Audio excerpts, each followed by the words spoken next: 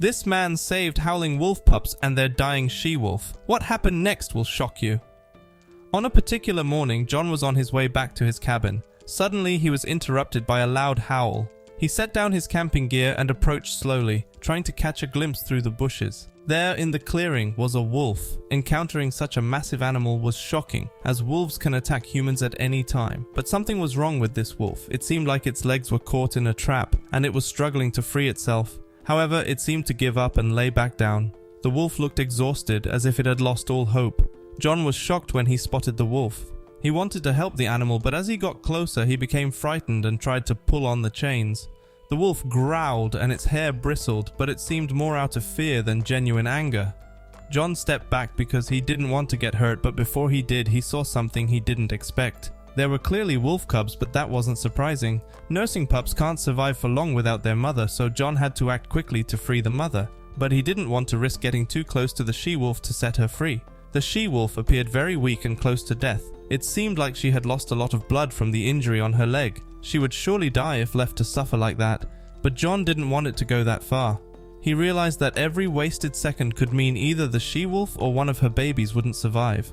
Uncertain about how he could free the she-wolf's leg from the trap without getting injured himself, John realized that the she-wolf was just lying there, not moving. She had fought so hard to escape the trap, but now the pain and blood loss had caught up with her. Time was running out. He had to free her from the trap now and carefully tend to her injuries. John touched her paw, but she didn't react. She was completely out of it. It was now or never.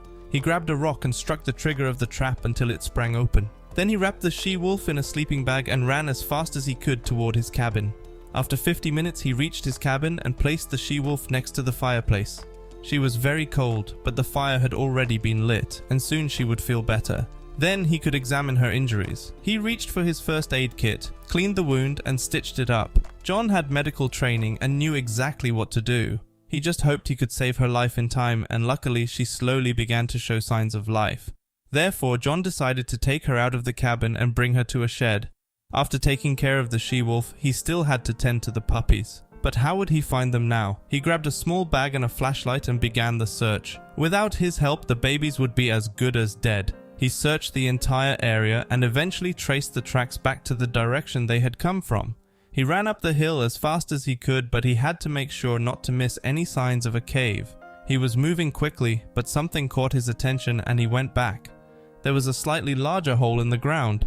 Hopefully, this was the cave he had been looking for. The only problem was getting the wolf pups to come out. They were trained to stay inside until they heard their mother, but John had to try everything to lure them out. He attempted to make wolf sounds, but nothing happened. He contemplated the risks of going into the cave, but suddenly a small tiny wolf came out and howled from hunger.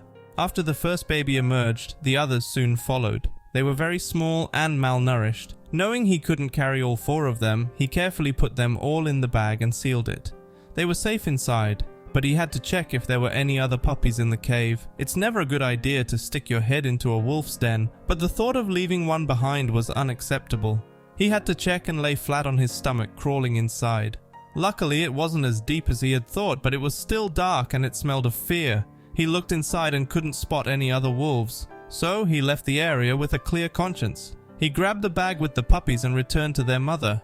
It felt surreal carrying a bag of wolf pups. She must have heard their tiny whimpering as they approached because she started howling. Carefully, he set the puppies down and let them enter the shed one by one. The puppies recognized their mother and all ran straight to her. The wolves had had a strenuous day and needed rest to build trust among themselves. He placed his sleeping bag as close as possible to the she-wolf and spent the night in the shed. Most of the wolf pups cuddled up with their mother. Only one small pup came to him, nestled next to John, and fell asleep there.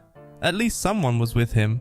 The next morning, he woke up with a bunch of wolf pups playing with him and jumping over him. It wasn't a bad way to wake up, but things were about to take a shocking turn. John had to go out and catch fish to feed the wolves. He left his door open so that the wolf pups could come and go as they pleased. But he didn't expect them to invite their friends. However, that seemed to be exactly what happened one day when John returned. He was in for a big shock. His yard was filled with a whole pack of wolves that had come to check on the she-wolf. That must have been their family searching for the she-wolf and her cubs, but he wasn't prepared for a pack of wolves in his backyard. For a moment, John froze in fear, and the puppies ran to him, excited to see their friend. But the large wolves turned around and began growling. It looked like they were ready to attack. Then suddenly one of the wolves barked loudly. It was the she-wolf whom John had helped. John had no intention of hanging out with a wolf pack. He quickly went into the cabin and closed the door. He was relieved to see that the she-wolf and her puppies were still here. After a few days, John could see that she was getting better.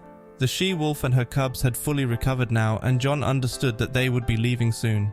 He wondered if he would ever see them again, but he would see them much sooner than expected. Just as he was about to sit down and rest, something moved at his door. The she-wolf barked at him. She wanted him to follow her. John picked up his rifle and followed the wolf. They climbed the nearby mountain. It didn't take long for them to reach a flat area, and suddenly, the rest of the wolf pack came towards them. This startled John, but they showed no interest in him. They were too busy greeting the she-wolf and her babies. John quickly moved away and observed them from a safe distance. It was incredible to see them in such a beautiful place. It was as if the she-wolf wanted to show John that her family wouldn't harm him. It was a peaceful moment, one of the last peaceful moments he would remember for a very long time.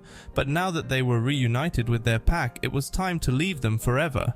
He started walking down the mountain, but then he turned around. The she-wolf was watching him. He didn't know why, but he raised his hand to bid her farewell, and she started howling as if she wanted to tell him something. Her puppies came to her and stood beside her. As he took one last glance towards the wolves, they were gone. It was a bittersweet moment that would stay with John for a long time.